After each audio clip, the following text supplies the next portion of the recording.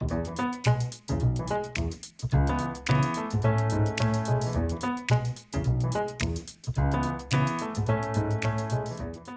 and welcome to the Book Club Review. I'm Kate. I'm Laura, and this is the podcast about book clubs and the books that get people talking. Since publication in 1985, Larry McMurtry's novel Lonesome Dove has sold over 2.5 million copies worldwide and won a Pulitzer Prize. If you read only one Western novel in your life, read this one. No other has ever approached the accomplishment of Lonesome Dove, wrote USA Today's reviewer, also describing the prose as smooth as worn saddle leather. The Wall Street Journal argued, in Mr. McMurtry's hands, the trail drive becomes a way of examining some fundamental questions. Is it the way we live that matters? Or is it what we accomplish that's really important? But of more interest to us is the fact that Lonesome Dove is one of those books with legendary status in the bookish community, with readers often citing it as one of their all-time favourite reads. What then is it that makes Lonesome Dove so special? And what did Laura's book club make of it when they read it over the summer? We're crossing continents today as journalist Phil Chafee joins us from New York. I'm dialing in from Vancouver and Kate's in London.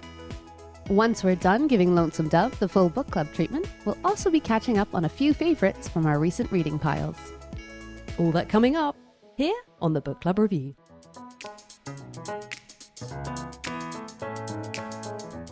Hi Laura, hi Phil.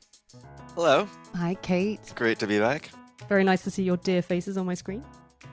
I know it has been a while, it feels like. I feel like the last time we all three were together, though this can't quite be right, Kate and I were in Vancouver. Today we're dialing in from different time zones, of course different cities, but I've really just woken up. I had a nice long lie-in. So it's 8:20 here. What time is it for you, Phil, in New York? It is late morning, 11:20. Rainy New York day. Kate? And I'm looking Is it out. raining in London? Yeah, at a rainy London. Hey! Yeah. And if you look behind me, it's raining over here too. Rainy October days. Kate, before we dive into Lonesome Dove, how is the Patreon going? We did our first book club on Claire Keegan's So Late in the Day, which was a revelation to me, and it was so fun to discuss it with the patrons. And then now we're doing Monsters by Claire Diderot, which I think is going to be a really interesting discussion book. So I can't wait. And what ended up happening is that for people who couldn't make it, I ended up recording the conversation and then making it into a little podcast just for the patrons. So they get their own podcast. And I've been sending out my book recommendations newsletter, which everyone gets weekly. And my great find that I've just discovered is this tiny little digital printer. It prints onto almost like receipt paper, little black and white pictures. You just send the image from your phone and then look. I've got now my bookish notes diary thing that I have that I never write in, my journal that I bought when I was out visiting you in Vancouver. So bad about actually writing in it. But it turns out I just needed to be galvanized by pictures. Now I can print a little picture. By the printer? Yeah. Then you just glue it into the book? It prints on stickers. It prints this little black and white picture on a sticker, but very small because it's this sort of receipt-sized paper. And then you just tear it off and stick it in. I mean, it's up there with my laminator in terms of satisfying things to do, just the way it comes out, the little machine. And Is then, it almost as good as a label printer?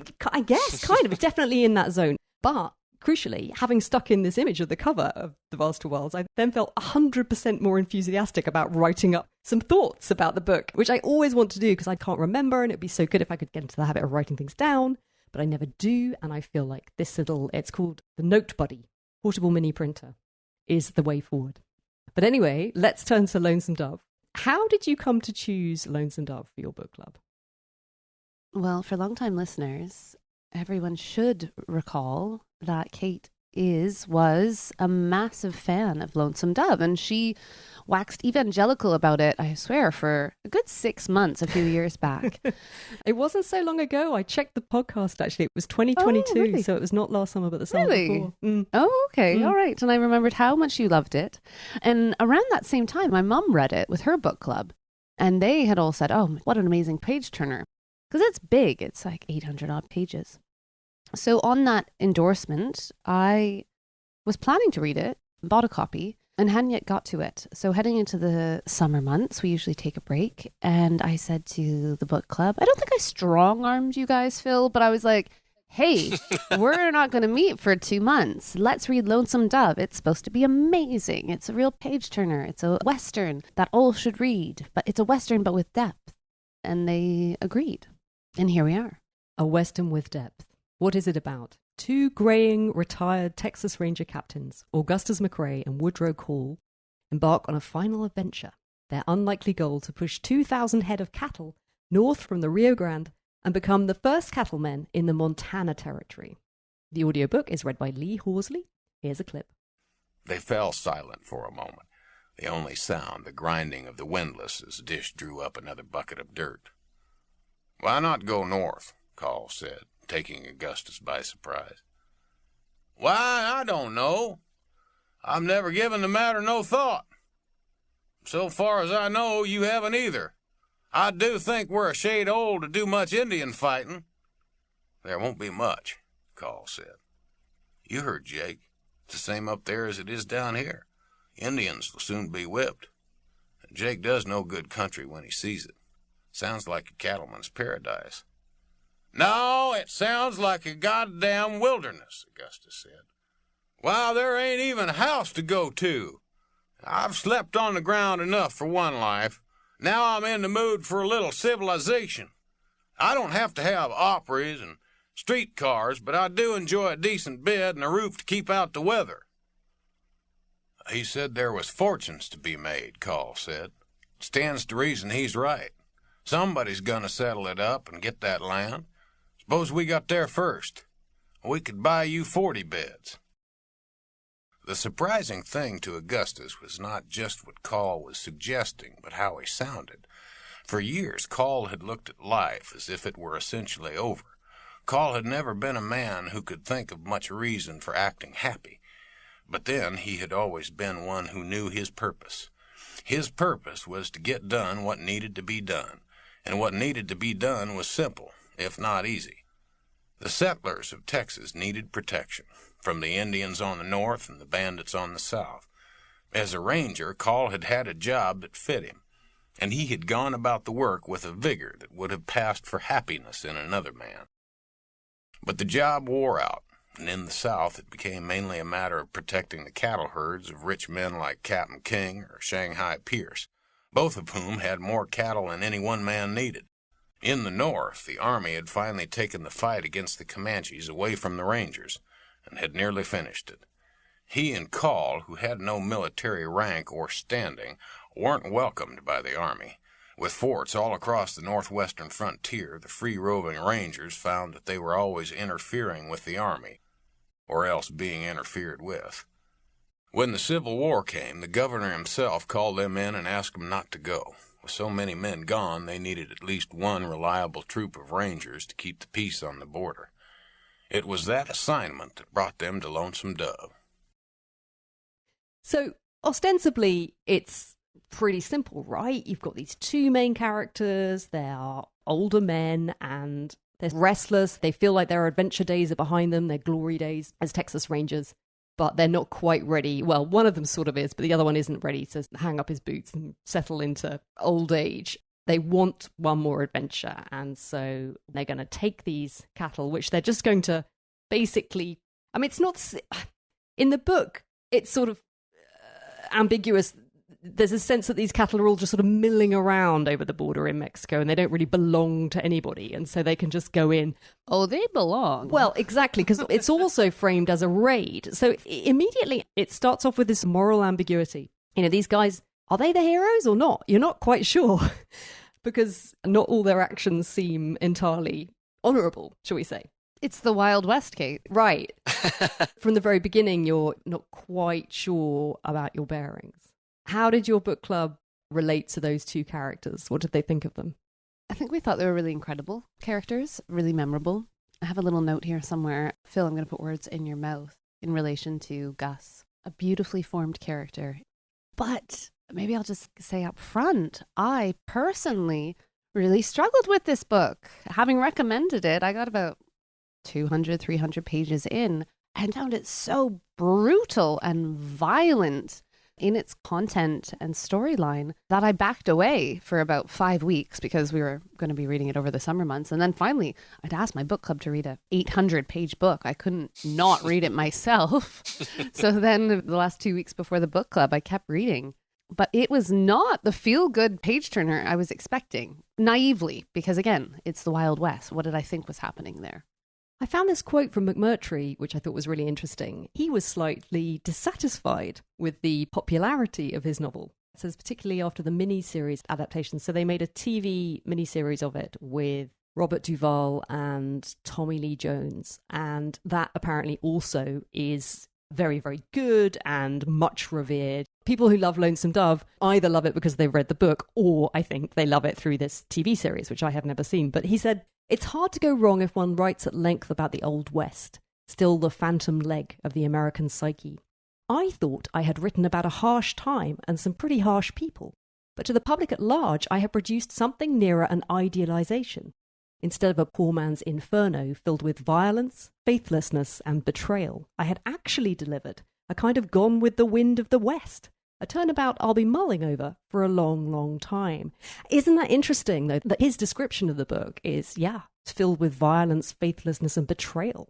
Yeah, and I think that quote gets at the book is, one, trying to imagine as a historical novel the 1870s American West. At the same time, it's also, even in its genesis, I think I shared with you guys this oral history that the Texas Monthly did. Even in its genesis, it started as potentially a movie with John Wayne and others, and it was responding to the American Western. So it's always both been a historical novel and a response to and playing with the literary cultural idea of a Western. That's what McMurtry's getting with there. He thought he was doing one thing and it was embraced as this other thing. And I think our book group had ambiguous feelings. And also, I think a bunch of people were defeated by this and did not participate in the book group. It was such a tome.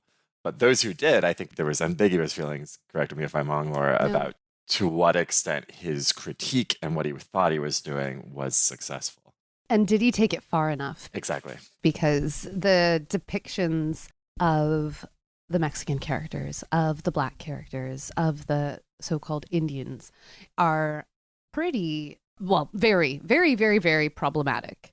Now, you could argue that these characters are seen through the lens of these white rangers, and that is sort of true, but not really. The author's making decisions about these individuals and what they're capable of, and he's leaving other things out too. So when it comes to the Indian characters we meet, there's a tiny little bit of ambiguity, but for the most part, they are men, and we know that the buffalo have all been decimated, but we're not being exposed to the fact that many cultures have been decimated and these peoples have lost their land and been displaced or died from disease. So there's choices that are problematic, and I don't think he really went far enough in terms of showing the Wild West as it actually would have been. Maybe not even from different perspectives, but just different types of characters.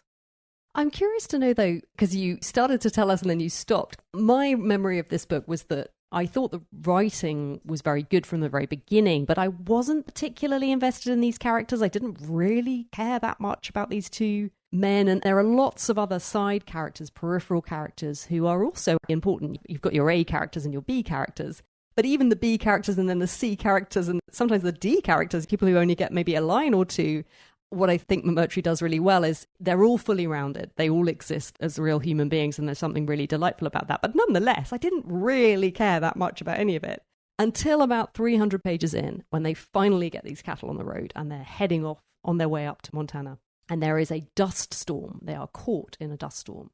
And you've got these cowhands, you've got experienced cowboys, and you've got inexperienced ones. You've got people they picked up along the way. There's this very random and characterful cook who rides in this cook wagon, bringing up the rear, and all these cows, which they have to try and get going where they want them to go. And then this dust storm and this sense that they are at the mercy of the elements, and the elements are powerful and fierce and indifferent. And I was at that point so gripped, and I just realized, without even knowing it, how invested I had become. And from that moment on, I really cared. I really cared about these characters. I really cared about the cows. And I thought that was a magic. I didn't know how he'd done it, really. as a reading experience, from that point, I just sat back and enjoyed the ride. I was in it then, and all I wanted to do was turn the pages. And he knows what he's doing. You know, it's all drama, very episodic. You've got your heroes and villains, and it's just the mechanics of the sort of plot that is somehow fundamentally interesting and page-turnery he does really, really well. So there's all of that, but did you never really get to that point you were able to just let go your critical thoughts and sink into it, let it carry you away? I think that would have been possible. I think that for me, though, I'm quite a sensitive reader. And so there's a kidnapping that triggers incredible violence against a woman. And then there's a slaughter of some B characters. And I was so upset. I was so devastated. And I was like, oh my God, what is he going to do to me next? No. And that's when I took a step back. I perhaps am more heartless than you, Laura. And Well, you are, absolutely. But I was fully immersed. Okay, I mean, I was turning the pages, and I did think this world was intoxicating. I mean, it's not a world I particularly want to jump into, but the characters, the plot, you said, the setting was just so real, and he was able to depict that in this fully coherent, realized world that I did find very compelling. So absolutely, I found it, as you had sold it, quite the page turner. And I very much was not counting the pages. I was enjoying every page, getting to the end. The broader critique was in the back of my mind, but I was very much enjoying this on the surface level, as I think millions have for the page turner it is. It's interesting you say you've absolutely identified the worrisome, to use a word McMurtry might have employed, elements to this. You've got this Indian character, Blue Duck, who is just an out-and-out villain. And you've got two key female figures. One, Lorena, ends up going along on this cattle drive with one of the cowboys, Jake Spoon, who is a sort of glamorous type who she hopes is going to take her away from all of this and take her to San Francisco. You've also got Clara, who is Gus's long time ago relationship, one that she declined to pursue when he asked her to marry him, because I think she sort of recognized a certain instability there. And she is the character who wanted to settle down and wanted to build something and wanted to stay in one place and raise a family. And by this time, with what we know of Gus's character, we know that that's not really him. But so these two female characters, although they, I think, are always on the B character level, nonetheless, for me, they were at the heart of this. They underpin everything. And I was really interested in the way that McMurtry writes about women. And I was very interested in the way that I felt like he was very explicit about it. He was trying to tell a different story of the cowboy myth and the West, the standard Western mythology. And I think one big part of that project for him that I sensed through reading this was putting these women at the heart of the story. These women who had to endure terrible hardship, but who were the ones who really built these domestic places and raised families and suffered, but were right there alongside the men as part of the story. And I thought, even though their roles were quite stereotypical and conventional in some ways, in other ways, I thought the way he positioned them in the narrative, they're at the heart of it. And I liked that. I thought that was great. Yeah, I have a note here from Francis that Clara was worth the wait. When Clara comes on the scene, she's the whole show. She takes up so much space and she can compete with Gus, right? I think as a character, there's so much depth to her. She's had an incredibly hard life. The decisions she's made, Lorena, to use the book's term, is a whore. She's, even from probably the age of 12, she's been taken by different men and moved around. So when we first meet her, she's in Lonesome Dove, the town, working. Clara comes from a more well-to-do background and she marries, but both their lives are pretty atrocious in different ways. Clara is hanging on by a thread when we meet her, right? She's lost so many children and her husband is on his deathbed. And at the same time, she comes out fighting with Gus. Well, I say with Gus, but also with Call, who we haven't talked much about, who is this stoic cowboy. And she just tears him apart because she sees this so-called stoic strength as a real weakness. And he's not brave enough to claim this responsibility. I won't get into the details, but he's shying away from a responsibility that should be nothing really in the scheme of things. So I loved Claire, and I agree with you, Kate. It's easy to be critical of Larry McMurtry today when, as a culture and a society, we're having different conversations around race and identity and representation. For its time, I think Lonesome Dove was quite progressive, particularly in relation to women. And I love reading a little bit more about McMurtry because he had so many female friends and relationships, and it felt like he really liked women. And you feel that in his writing about women? Yeah, and I think even though we are hard on McMurtry for not questioning the Western enterprise as much as we would have liked, he does do it not just through the women, but also the whole rationale underpinning this trip is that they want to take these cattle up to Montana.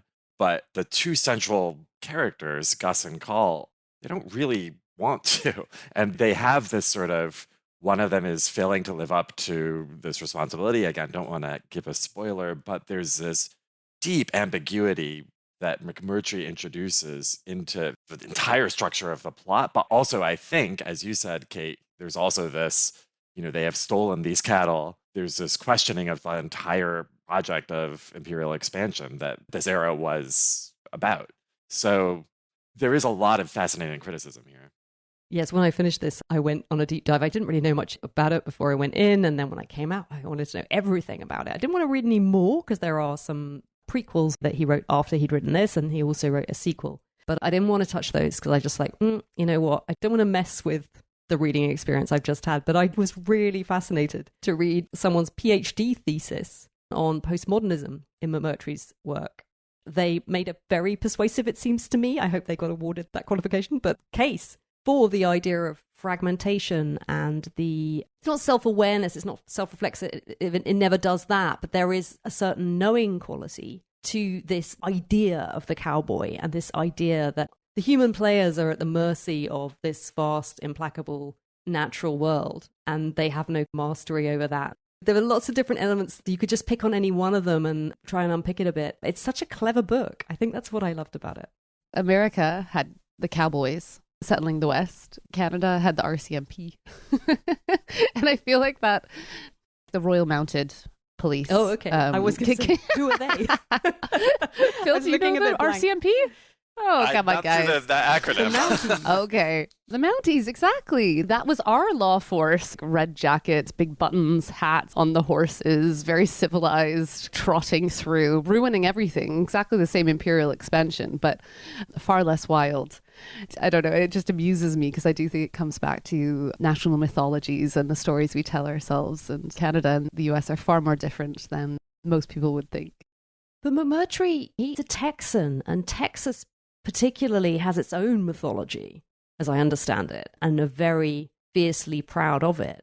And he didn't really buy into it, is my impression. And he wanted to set it straight and say no. It was never about the gun being the most powerful thing. It was actually about the cowboys' relationships with their horses, that kind of thing, about really looking at what was the key to their success. And I think also the moral ambiguity throughout the book is another thing that makes it very compelling, because Gus, you feel like, has the slightly looser moral code. Woodrow Call has a far more rigid moral code, but it's circumstantial, because sometimes they're in situations where there is no lawman available and it's all done on the fly. And sometimes the lawman is immoral. I mean, it's Call's moral justice, but when Clara comes along, she pokes holes in that. Well, exactly. And that's why it's so interesting, because I called them heroes earlier, but they're so flawed, aren't they? And I love that. They get it wrong as often as they get it right. And they change. That's the other thing. Through the course of this novel, they are not the same men at the end of it as they were at the beginning. Much as I think you as a reader changed in the course of reading it. Because you have to learn a lot of stuff, don't you? By the end, you feel like... We turn to Phil a lot. We're like, Phil, American history. Can you fill in some... Well, I didn't mean so much that as like sort of practical stuff. Like, I don't know, how to get across a river without being bitten by a deadly snake, And I think there's that level of detail. I mean, in that oral history, McMurtry talks about growing up with uncles on a ranch or something, right? And through osmosis in his childhood, got all of this color and detail, which you can really feel in the novel. I just want to talk a bit about the humor. It can sometimes be very funny. It's never laugh out loud, ha-ha funny. But there is this undercurrent, I think, almost just a kind of gleam or a wink in McMurtry's eye as he writes it. And there are some episodes that are quite funny, as indeed life is. It isn't always one note, is it? There's lots of disaster and despair and death and misery and difficulty and challenges and betrayals and everything else. But there are also some moments of companionship, friendship, love, humor. It's all in there. And I was trying to think, well, what was a funny bit? And I just remembered at the beginning when you're getting to know these characters and this outfit that Gus and Cool run, the Hat Creek Cattle Company. Do you remember the thing about the sign? Gus putting that in? I just found that I was page. just thinking about that a little while ago. I just wanted to read it. I mean, I haven't, it's been so long since I read it, because when I reread it the other night, I actually went to the back, I reread the end. Oh, why did I do that? But yes, I haven't reread the beginning, but something to do with not renting out pigs. This seems to be the context. Gus wants to clarify what they do there. And so he decides to make this sign. The caution about pigs ended the sign to Augustus's satisfaction. So that's right, he's added this note to this sign about the Hat Creek Cattle Company that says that they don't rent pigs. Cool says, well, why? They'll think we're crazy here when they see that. He said, nobody in their right mind would want to rent a pig. What do you do with a pig once you've rented it? Why, there's plenty of useful tasks pigs can do, Augustus said. They could clean the snakes out of a cellar if a man had a cellar. Or they could soak up mud puddles, stick a few pigs in a mud puddle, and pretty soon the puddle's gone. It was a burning day, and Cool was sweated down. If I could find anything as cool as a mud puddle, I'd soak it up myself, he said. Anyhow, Cool, a sign's a kind of tease, Augustus said. It ought to make a man stop and consider just what it is he wants out of life in the next few days. If he thinks he wants to rent a pig, he's not a man I'd want for a customer, Cool said. The caution about pigs ended the sign to Augustus's satisfaction, at least for a while, but after a year or two had passed, he decided it would add dignity to it all if the sign ended with a Latin motto. He had an old Latin schoolbook that had belonged to his father.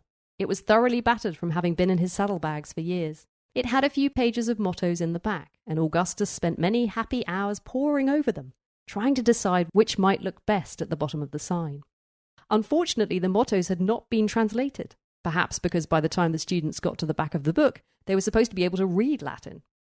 Augustus had had only a fleeting contact with the language and had had no real opportunity to improve his knowledge. Once he had been caught in an ice storm on the plains and had torn out a number of pages of the grammar in order to get a fire started. He had kept himself from freezing, but at the cost of most of the grammar and vocabulary. What was left didn't help him much with the mottos at the end of the book.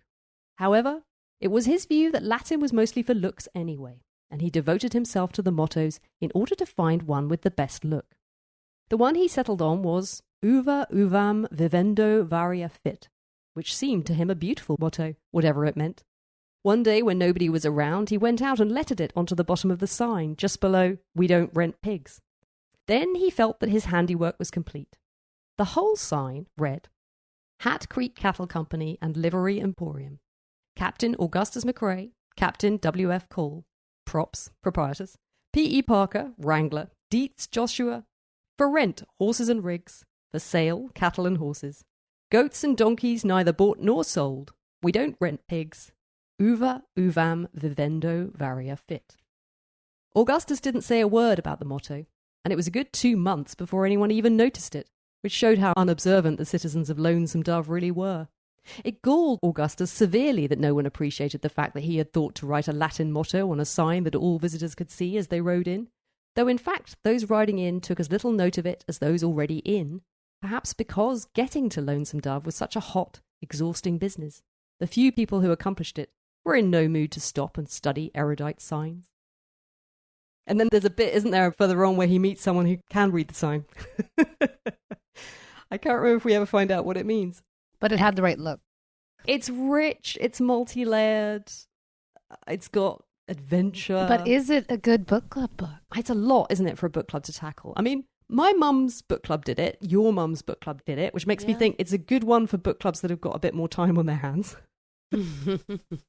Or a summer. It's maybe not the right one for people who are working full-time, have got a lot on their plates. I think we had a great discussion for folks who did finish it. Yeah, I think we did. I don't know if I should mention this, but Alice, who has a newborn baby, read the wrong one, and she was so cross. Which one did she read? One of the sequels? I don't know. Oh, I think one of the prequels. Like when Clara I think it and was Augustus Streets are of courting, Laredo, maybe. which I don't think is quite as long, but still, she was like, "I didn't read the book that you guys are talking about."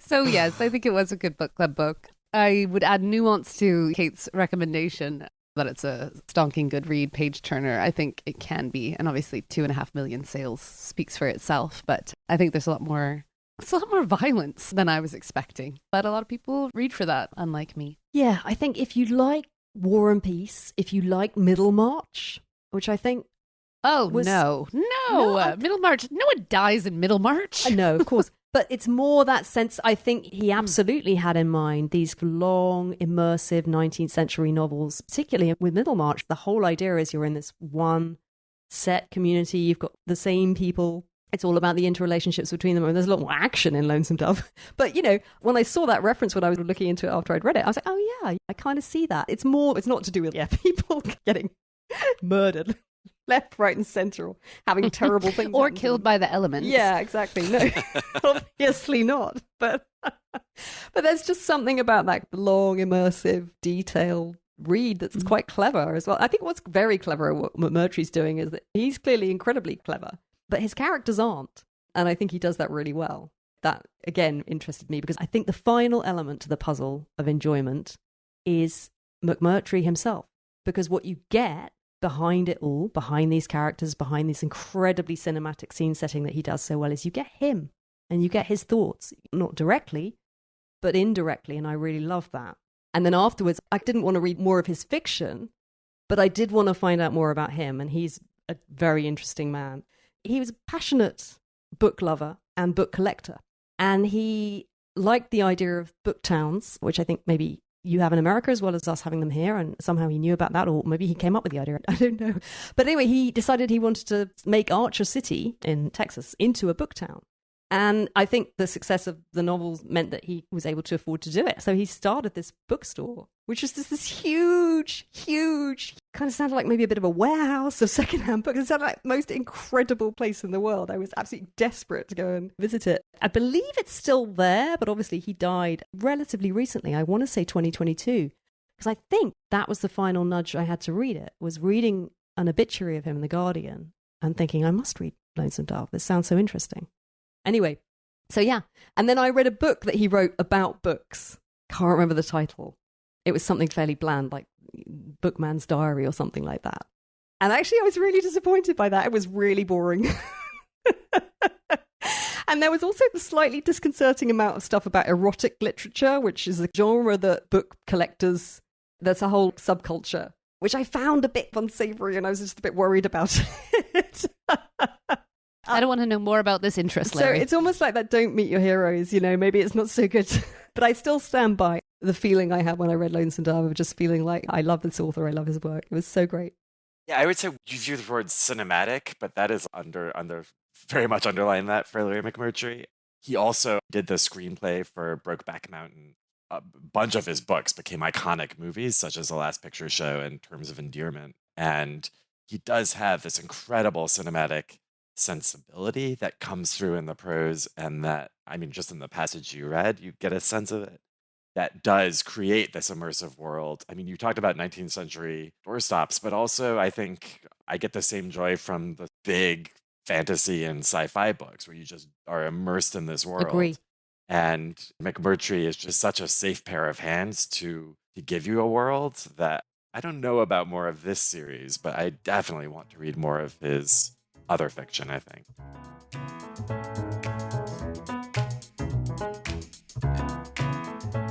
Hi, listeners. Before we get into our reading recommendations, let me just take a quick moment to tell you about our Patreon account, where you can help us cover the costs of making the pod.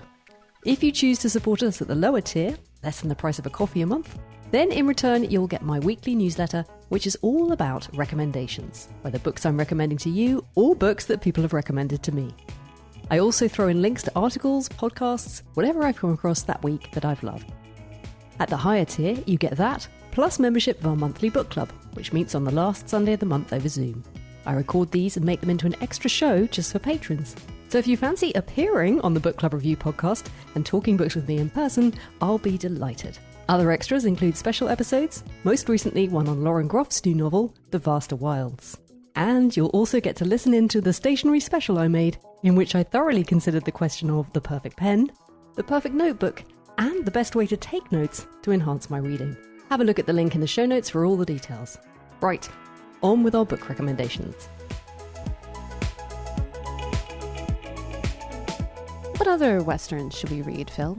I think you might be the best versed of all of us. In Yes, this if you wanted to follow on and you're not going to take my recommendation of Middlemarch, what should you read?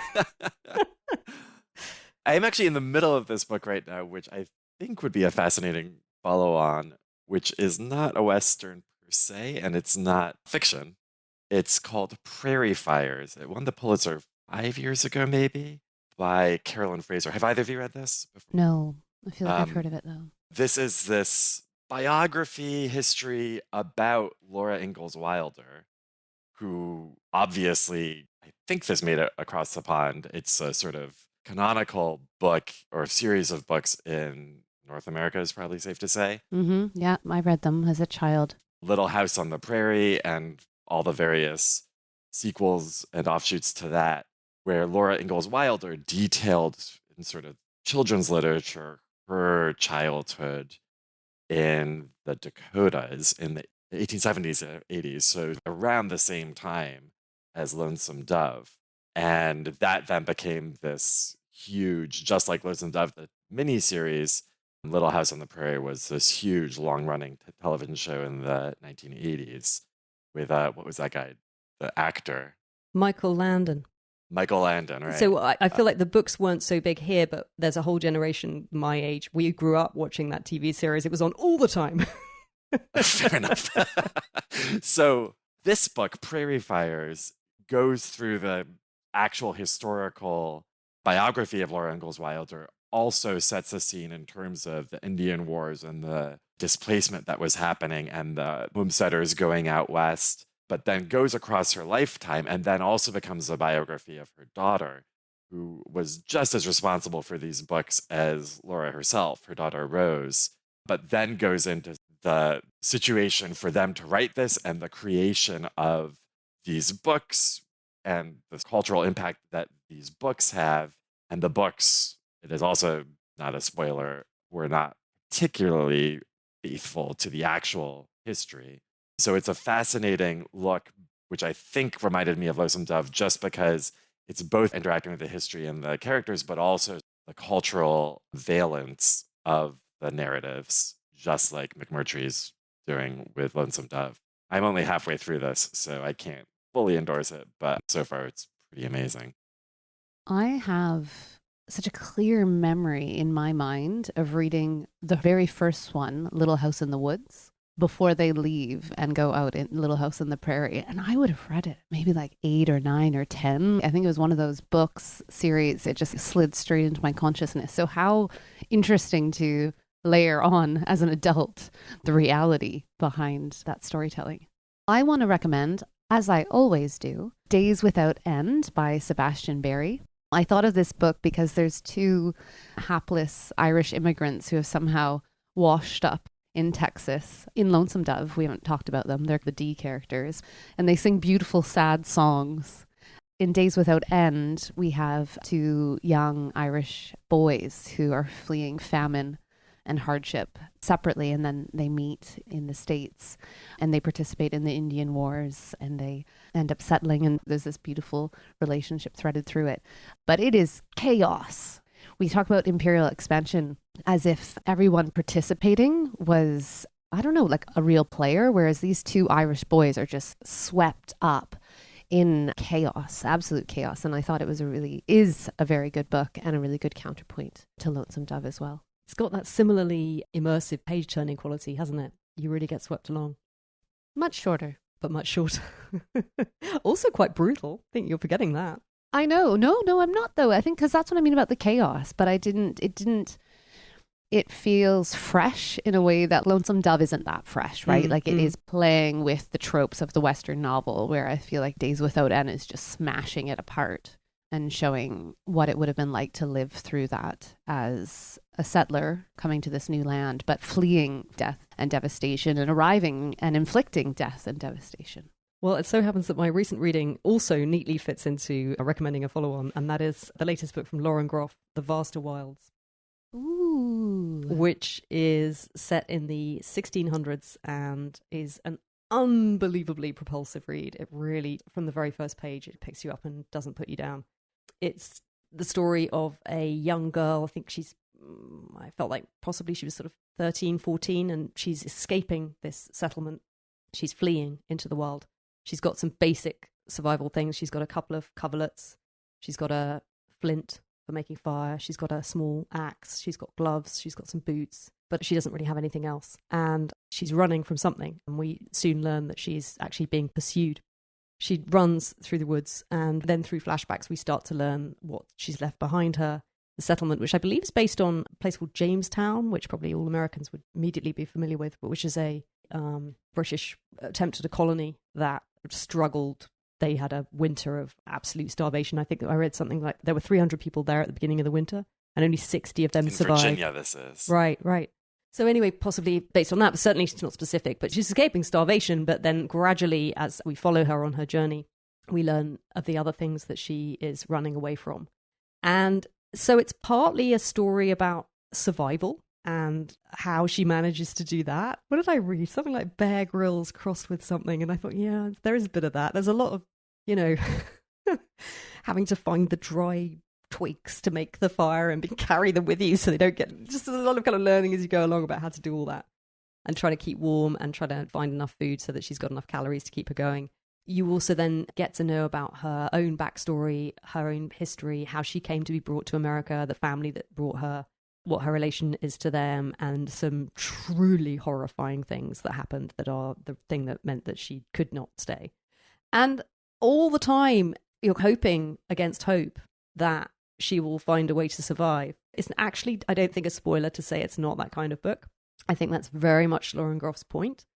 It's about how unsuited we are when confronted with nature and in our present time as much as it was back then, I suppose, in a way. I feel like it's a real reckoning with the world that we live in, we humans, and the local indigenous people there, the Powhatan, are flourishing. They have successful communities. They are living off the land. They know how to gather nuts. They know about the animals and the feeding patterns. And so you get this sort of bleakly, because there's no direct interaction, but you kind of get this sense of a different way to live. And I think I was discussing it with a friend of the pod, Sarah Oliver, the other day.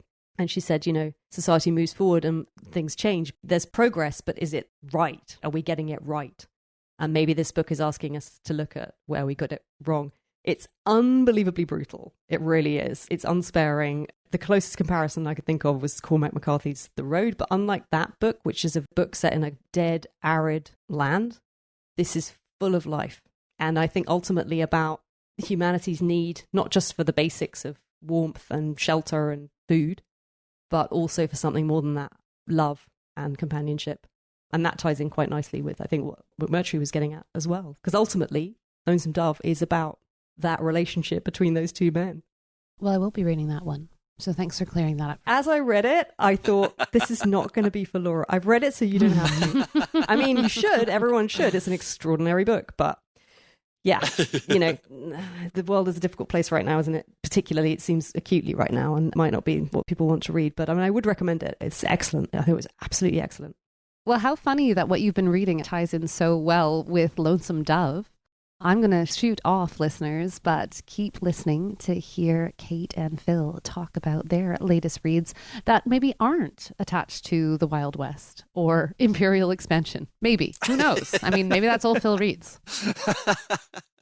Well, Phil, have you got any other books up your sleeve? The book that most recently just blew my mind is, sure, familiar to plenty of you. It's over 20 years old. It was Austerlitz, the W.G. Sebald book.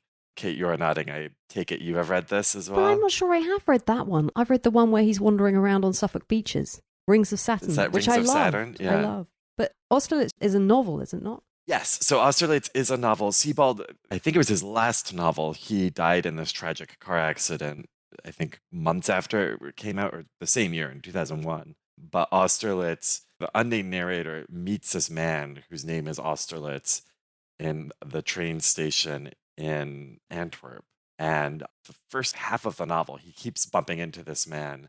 And there's these long soliloquies, investigations into, weirdly, architecture and history. And they talk about the history of the architecture of the Antwerp train station and then Liverpool Street train station.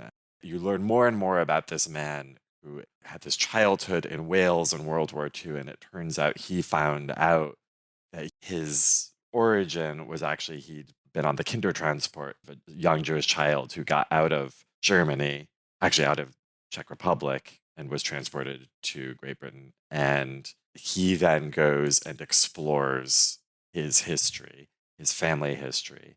So it becomes a story of ultimately the Holocaust and everything else, but the broader exploration is sort of just about European civilization. And this sounds very ponderous and grand, but it is outrageously clear, but also the writing was so powerful, and I highly recommend it. It had been on my shelf for years, and finally picking it up and reading it, I have now immediately read another Sebald book, and he is added to my list of authors I want to be a completist of, just read everything he's written. Kate, what else? Anything else you've been reading? Well, like you, I trust, because we're both on the same project here, I've been mainly reading books recently, which we can't talk about. But I have found, because I struggle every year to read that much quite intense fiction on the trot. It's not something I would naturally do. This year, I've realized what maybe I normally do instinctively, which is that I need to mix it up with nonfiction in between them. And then you have a bit of a palate cleanser. You get to draw breath before you go back into someone else's imaginative world. And so there's been a couple of things recently. One, very quickly, a book by Michelle Dean called Sharp, The Women Who Made an Art of Having an Opinion, which is a sort of group biography of people like Dorothy Parker, Mary McCarthy, Hannah Arendt, Susan Sontag, and Joan Didion. Hannah Arendt I was particularly interested in. The more I read about her, the more I want to know about her. Renata Adler's in there, Pauline Kael, the film critic. And it was really interesting. There was lots I really liked about it. It wasn't dazzling in any way. I wouldn't say it's sort of a must read. But if, like me, you're interested to learn more about these critics and writers, and you have a sense they're really interesting, maybe you don't feel like you know that much about them, which is certainly where I was. This is great. This is a really good primer. And what I really liked about it was she's very good on the interrelationships between them. So whether that was in-person friendships or sometimes the opposite, to where they referenced each other's works and the sense that they were all in some ways engaged in the same thing, even though individually they all had a very different take. So I really enjoyed that. But the book that really, really, really delighted me, that I don't think I've had a chance to talk about on the podcast, is How to Talk About Books You Haven't Read by Pierre Bayard, which popped up in my little free library. Sometimes I feel like it gives me the books it thinks I need. And I picked it up and I thought, this is going to be very gimmicky. I really idly picked it up feeling like this is not going to be for me, because it's sort of packaged up almost as if it's written for non-readers who maybe feel a bit anxious about that, and that somehow this is going to be a book that enables them to get by. On the back flap it says, A Survivor's Guide to Life in the Chattering Classes in the New York Times. A witty and useful piece of literary sociology designed to bring lasting peace of mind to the scrupulous souls who grow anxious whenever the book talk around them becomes too specific, the London Review of Books. Then, when I started reading it, I realized almost immediately, this book is written for readers. This book is written for people who read so much that one of their main anxieties they have is all the books that they know they won't get to, because they just have a sense of how many books there are in the world. These are Bayard's people. And he's a French literature professor and is quite often in the position, he says, of having to talk about books he hasn't read. I just want to read a tiny bit just to give a little bit of a sense of it. What he does is he takes different literary figures, either fiction or non-fiction, and uses them to make arguments about different categories of books that you might not have read, whether they're books that you don't know or books that you've maybe just skinned or books that you've only heard of. For that one, for example, he looks at Umberto Eco. He shows it's wholly unnecessary to have held a book in your hand to be able to speak about it in detail, as long as you listen to and read what others say about it. So that's how the chapters are structured. Here's a little bit. He says, it's unsurprising that so few texts extol the virtues of non-reading. Indeed, to describe your experience in this area, as I will attempt here, demands a certain courage. But doing so clashes inevitably with a whole series of internalized constraints. 3 of these, at least, are crucial. The first of these constraints might be called the obligation to read. We still live in a society, on the decline though it may be, where reading remains the object of a kind of worship. This worship applies particularly to a number of canonical texts. The list varies according to the circles you move in, which it is practically forbidden not to have read if you want to be taken seriously. The second constraint, similar to the first but nonetheless distinct, might be called the obligation to read thoroughly. If it's frowned upon not to read, it's almost as bad to read quickly or to skim, and especially to say so. For example, it's virtually unthinkable for literary intellectuals to acknowledge that they have flipped through Proust's work without having read it in its entirety, though this is certainly the case for most of them. The third constraint concerns the way we discuss books. There is a tacit understanding in our culture that one must read a book in order to talk about it with any precision. In my experience, however, it's totally possible to carry on an engaging conversation about a book you haven't read, including, and perhaps especially, with someone else who hasn't read it either. Moreover, as I will argue, it is sometimes easier to do justice to a book if you haven't read it in its entirety, or even opened it. Throughout this book, I will insist on the risks of reading, so frequently underestimated for anyone who intends to talk about books, and even more so for those who plan to review them. And that's just one page. I loved this so much. It was so enjoyable. Just as I thought I couldn't enjoy it anymore, I noticed there are little notations as you go through, little marks, and there's a little index at the front. I hadn't quite processed the first time that I read it, but what they are his own system of cataloguing the books that he mentions in passing according to, so UB is book unknown to me, SB book I have skimmed, HB book I have heard about, FB book I have forgotten, and then either plus extremely positive opinion, plus positive opinion, minus negative opinion, or minus extremely negative opinion. So then when you flip through and you find a book reference, not a book, but Rigoletto, and at the bottom it says FB plus. So how well do we remember? FB, book I have forgotten, plus extremely positive opinion. But so you can read it for that. Anyway, I just loved it so much. I didn't know anything about it. It's beautifully written. It's really fun. The arguments are really good. It's very provocative. I actually think it would make a really fun book club read. There's certainly a lot in it. It's a debate. Has it inspired you to read less? Well, one of his points in one of his chapters, and the reason I don't worry about that anymore, is because if you read a book an hour and lived a normal human lifespan, you would still only manage to read the tiniest fragment of all the things that there are out there. You know, one of the things we must all acknowledge is that no one can read all the books there are. The other thing that resonated with me is the fact that, of course, we read things and then we forget them. Witness me, Lonesome Dove. Something about cattle, something about Montana. I had to go back and refresh my mind. And even authors, he thinks, because they're quite long books, aren't they? They forget. They don't remember. Absolutely. Montaigne couldn't remember what was in any of his books. So I think it's very reassuring in lots of ways, and I recommend it to any readers out there, yes, suffering from a sense of worry or anxiety about all the books that they haven't read, or worrying about whether or not they can talk about books they haven't read. According to Bayard, you're fine. You absolutely can. It does sound delightful. Thank you. It's so nice catching up with you as ever. Thanks for joining me. Likewise. Thanks, Kate. Looking forward to the book. Absolutely. That's nearly it for this episode, which was edited and produced by me, Kate Slotover, here in London, and featured Laura Potter in Vancouver and Phil Chafee in New York. Books mentioned were Prairie Fires by Caroline Fraser, Days Without End by Sebastian Barry, The Vaster Wilds by Lauren Groff, Austerlitz by W.G. Sebald, Sharp by Michelle Dean, and How to Talk About Books You Haven't Read by Pierre Bayard. If you have thoughts about Lonesome Dove, you can comment anytime at the episode page on our website, thebookclubreview.co.uk, linked in the show notes, which is also the place to go for an episode transcript. Comments there go straight to our inboxes, so drop us a line. We always love to hear from you. You'll also find the link to our Patreon account, where you can find out how to sign up for weekly book recommendations and how to get extra episodes and join our book club. If you'd like to see what we're up to between episodes, do follow us on Instagram or Facebook at Book Club Review Podcast, on Twitter at bookclubrvwpod, or get in touch direct at thebookclubreview@gmail.com. And if you enjoy our shows, one free way to support us is to leave us a quick star rating and review via your podcast app, which helps others discover the show. But for now, thanks for listening and happy book clubbing.